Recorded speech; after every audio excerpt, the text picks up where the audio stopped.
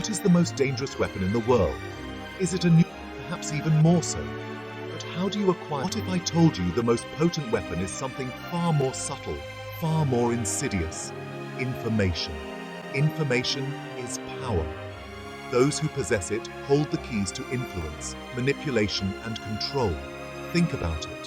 What secrets do your rivals keep? What weaknesses do they try to hide? Knowing your enemy is as crucial as knowing yourself, perhaps even more so. But how do you acquire this invaluable intelligence without resorting to brute force or raising suspicion? That's where law number 14 of Robert Greene's 48 Laws of Power comes into play.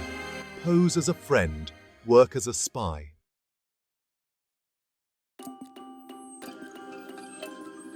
Law number 14 is about mastering the art of deception. It's a delicate dance, a strategic maneuver. It's about understanding that the most valuable information is often freely given, but only to those deemed trustworthy. This law teaches us to become chameleons of social interaction. We must blend in, earn trust, and disarm our opponents with our seeming openness and friendship. All the while, we observe, we listen, and we gather the information that will ultimately give us the upper hand. It's a delicate dance, a strategic maneuver that requires patience, cunning, and a keen understanding of human nature. But when executed correctly, the rewards can be immense. To illustrate the sheer brilliance and devastating effectiveness of law number 14, we'll delve into a captivating historical tale, a story of a man who used this very law to topple an empire, all without ever drawing his sword.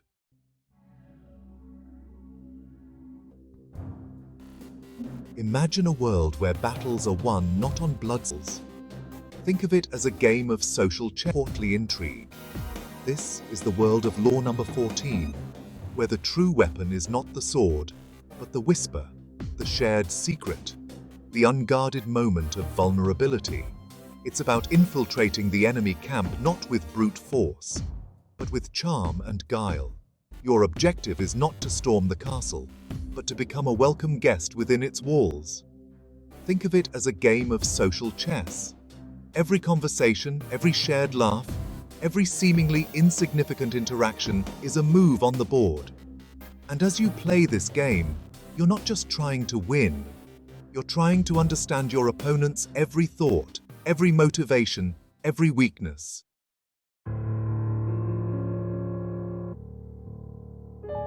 The key to successfully applying law number 14, are you a good listener? Do you have a knack? People love to talk about themselves. They crave validation, they seek advice, and they often unwittingly reveal their deepest secrets to those they believe they can trust. Your task is to become that trusted confidant. This doesn't mean becoming someone you're not. Instead, it's about emphasizing the qualities that make you appear approachable, empathetic, and trustworthy. Are you a good listener? Do you have a knack for making people feel comfortable opening up? These are the skills you need to hone, the tools of your trade in this subtle art of espionage.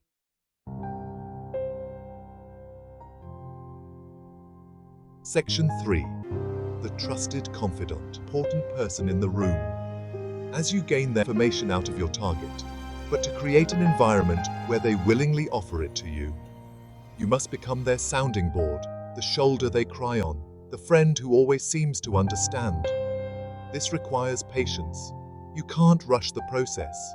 Trust is built slowly, through shared experiences, genuine empathy, and the art of making your target feel like they are the most important person in the room. As you gain their trust, you'll find that the information you seek will flow freely. They'll reveal their plans, their fears, their weaknesses, all without realizing they're handing you the very weapons you need to defeat them.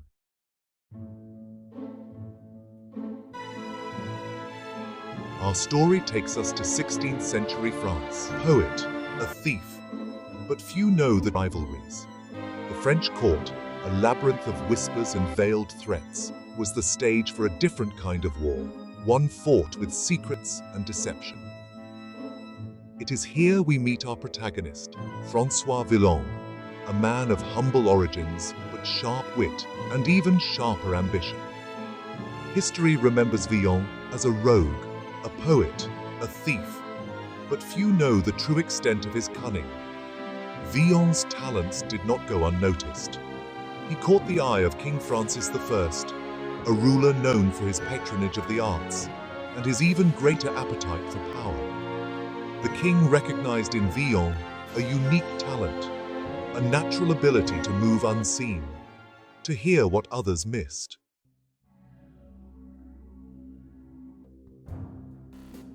King Francis had a delicate problem, one that could not. François Villon.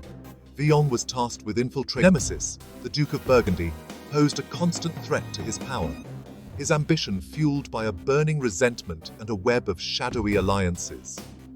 To neutralize this threat, the king needed eyes and ears within the Duke's inner circle.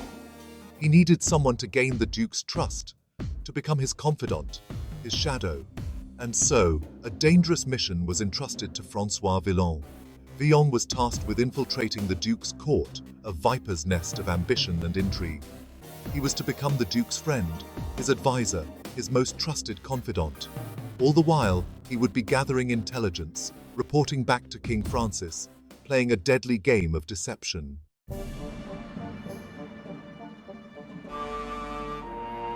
Section 3. The serpent in the garden. Every gesture, every flicker of emotion, every shed his former life and donned a new persona. He transformed himself into a charming courtier, a witty conversationalist, a man seemingly devoid of ambition, interested only in wine, women, and song. He insinuated himself into the Duke's court, his charm disarming even the most suspicious courtiers. He listened more than he spoke, observed every gesture, every flicker of emotion, every whispered secret that passed between the Duke and his advisors. Slowly, subtly, Villon began to weave his web of influence. He offered the Duke unsolicited advice, always veiled in a cloak of concern and friendship. He played the role of the loyal companion, the jester who could always be relied upon for a laugh or a distraction.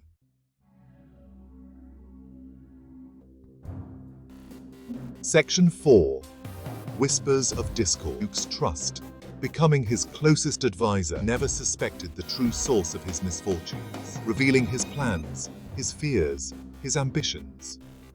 Villon, ever the attentive listener, absorbed this information, feeding it back to King Francis in coded messages and carefully orchestrated encounters.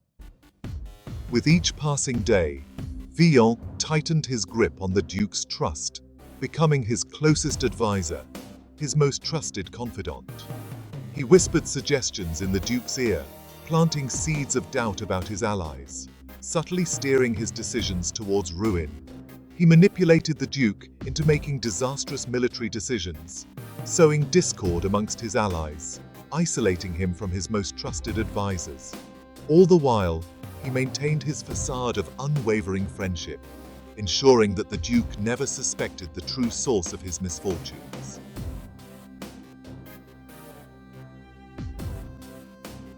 Section 1. The walls close in. Villon's feigned loyalty and charm refused. The seeds of discord sown by Villon began to bear their bitter fruit. The Duke of Burgundy, once a formidable force in the region, found himself increasingly isolated, his alliances crumbling, his armies suffering defeat after defeat. His advisors, suspicious of Villon's growing influence, whispered warnings in the Duke's ear, but their words fell on deaf ears. The Duke, blinded by Villon's feigned loyalty and charm, refused to believe that his trusted friend could be anything but sincere. Villon, meanwhile, played his role to perfection. He commiserated with the Duke over his misfortunes, offering words of comfort and encouragement, all the while subtly nudging him further down the path to ruin. He had become the spider at the center of a web of deceit, and the Duke, entangled and oblivious, was slowly being drawn towards his doom.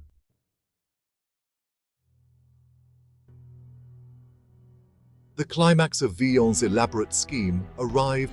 Finally realizing the depth of Villon's betrayal, armed with the intelligence gleaned by Villon, launched a surprise attack on the Duke of Burgundy's weakened forces.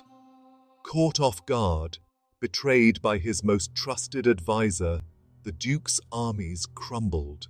His once mighty fortress, undermined from within by Villon's machinations, fell to King Francis's forces. The Duke, finally realizing the depth of Villon's betrayal, was imprisoned, his lands and titles stripped away. His downfall was swift and complete, a testament to the devastating power of information wielded by a master manipulator.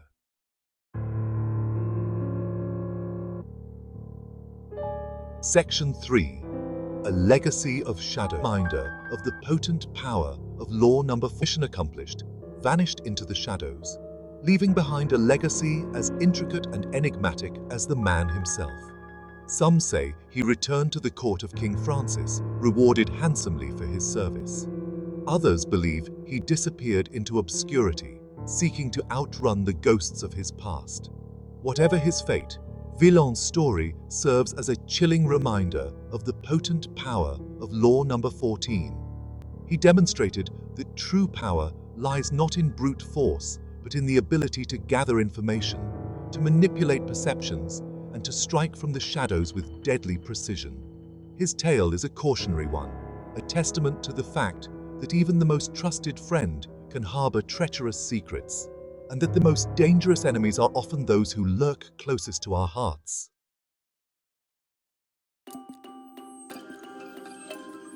Section 4. The enduring relevance teaches us that knowledge is power, but it also easily, and to always be mindful of the hidden century France, but the lessons it offers are timeless and universal. In the cutthroat world of business, the subtle machinations of politics, and even the complexities of our personal relationships, the ability to gather information and influence perceptions remains a potent weapon.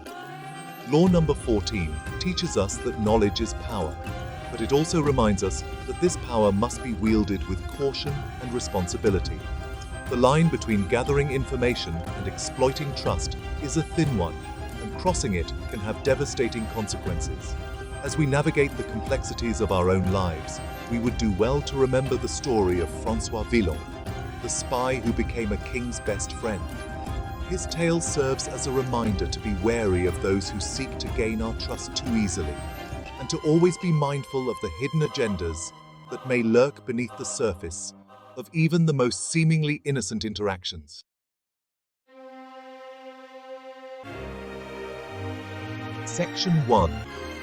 The power within. While working as a spy might seem like a tale woven from ambition, betrayal, and the insatiable hunger for power, serves as a stark reminder that the battlefield is not always a physical space. The true wars, the ones that shape destinies and topple empires, are often fought in the shadows, fueled by whispers and secrets. Law number 14. The art of posing as a friend while working as a spy might seem like a dark art, a tool for manipulators and deceivers, but at its core, it's about understanding a fundamental truth of human nature. We are all drawn to those who make us feel heard, understood, and valued. This understanding, this ability to connect with others on a deeper level, is not inherently good or evil. It's a power, like any other, that can be used for good or ill. The key lies in how we choose to wield it.